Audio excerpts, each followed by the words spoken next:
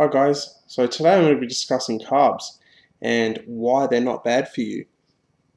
So in order to do this, I'm probably going to talk about some of the myths that people use, and then we're going to go through them and speak about why they're not true.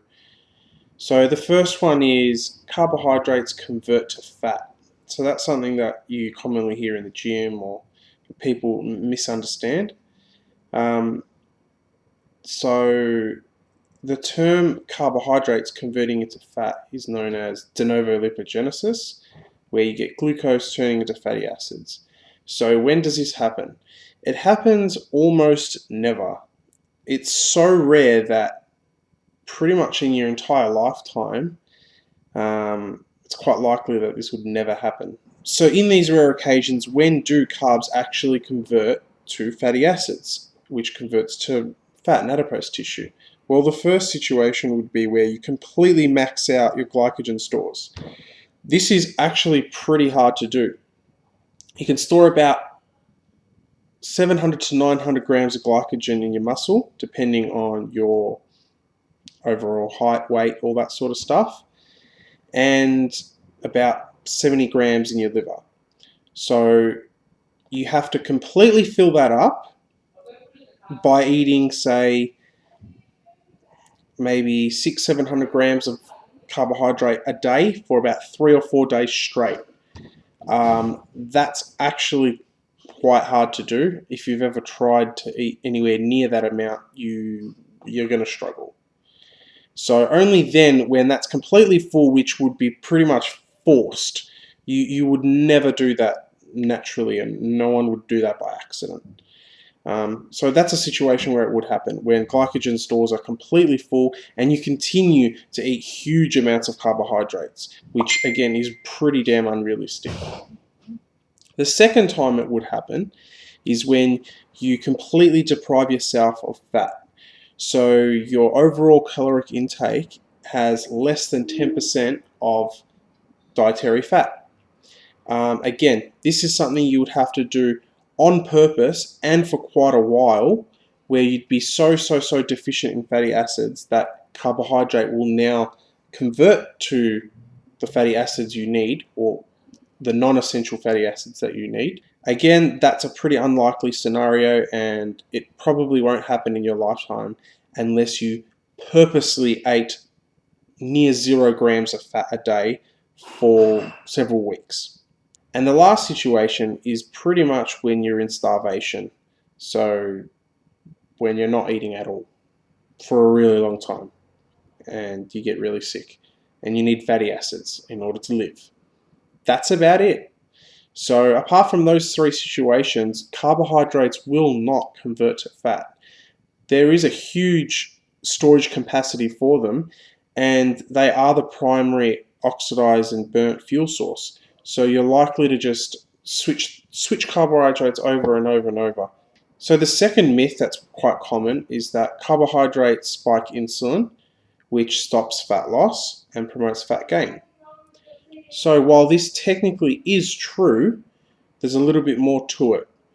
So the first thing that we'd need to point out, that insulin doesn't just store fat, it actually stores other things. So it pushes glucose to convert to glycogen. It pushes glucose into the muscle so it can convert. It also helps transport amino acids, which means that it's really anabolic. So it completely stops. So after, say, a workout, you're breaking down muscle. As soon as insulin spikes and it goes up, then you stop muscle breakdown and you begin to promote muscle growth. So so insulin can be a quite important thing. So it's not a fat storing hormone, it's a anabolic hormone. And the other thing that you need to point out is that insulin isn't always spiked. So just because you eat carbs doesn't mean that the 24 hours a day insulin is going to be spiked and you will never be able to burn fat. It drops up and down, up and down, up and down, especially when you're sleeping or sedentary, and that's when you primarily will burn fatty acids instead of glucose and glycogen. And another thing you should know that is, just because you don't have insulin spikes doesn't mean that you can't store fat. So we have things called nutrient transport proteins, and these will basically transport fat and fatty acids into adipose tissue in complete absence of insulin. And these are called acylation stimulating protein and FSP27, fat specific protein 27. So they're two that I found uh, fat transport proteins. So the last myth around carbohydrates is that if you stop eating carbs, you can often lose a lot of weight or lose a lot of fat quite quickly. Um, there's a big problem with this, and the first one is around water weight, and it's around what actually are you losing. So what generally happens is people stop eating carbs, they go on a zero carb diet or a very low carb diet. Glycogen quickly depletes within, say, a week. Now, we also mentioned that you can store about 700 to 900 grams of glycogen in most adults. And for every gram of glycogen that you store, your body actually holds around 4 grams of water. So all up, you could potentially lose 4 kilos of weight without ever having to lose any fat at all. So within 1 or 2 weeks, you can lose technically 4 kilos without losing any fat, which seems quite good if you just use the scales as a measure. And as soon as people start eating the carbs again, they notice that the weight quickly jumps back up. And this can often be seen as, oh, see, I ate carbs and now I'm getting fat again. Or, see, I'm eating carbs and my weight goes back up. So that's just to point out why low carb diets often will seem like a really good choice as a diet and why they can lose weight really quickly. So again, I'm just going to point out some of the positive things that are attributed with carbs. So why should we eat carbs? Well, one of the main reasons I've been speaking about is glycogen. So the more glycogen you have, the more fuller your muscle looks, the more leaner you will look, and the stronger you'll be in the gym. And you have more endurance as well in the gym when you exercise, any exercise. So if you're stronger and you have your more capacity for endurance, means that you have a greater capacity to perform exercise. Greater capacity to perform exercise will translate to better fat loss and muscle gain results, technically in the end.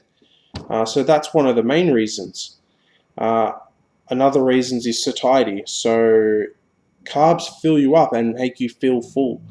You have fiber, which is technically a carbohydrate, and most fibers come from carbohydrate-rich foods. And some purely carb-based foods, such as potato, have an extremely high satiety index. Potato actually has the highest that I know of, and that's pretty much a pure carb. It's also, again, we've spoken about, it's a number one and it's the primary fuel source that the human body uses. And if you go into ketosis by accident, you feel lethargic and tired and blah, blah, blah, blah. And again, low carb diets can make you actually lose muscle a lot faster. So when glycogen stores are low or zero, you're in ketosis, muscle wasting is highly accelerated. So another just quick ones are hydration. It helps you keep hydrated, helps with bowel movements, gut microbacteria, immunity and inflammation, mineral absorption, and lastly, the one that I feel is the most important is palatability. Carbs taste good. So keep eating carbs. Thanks.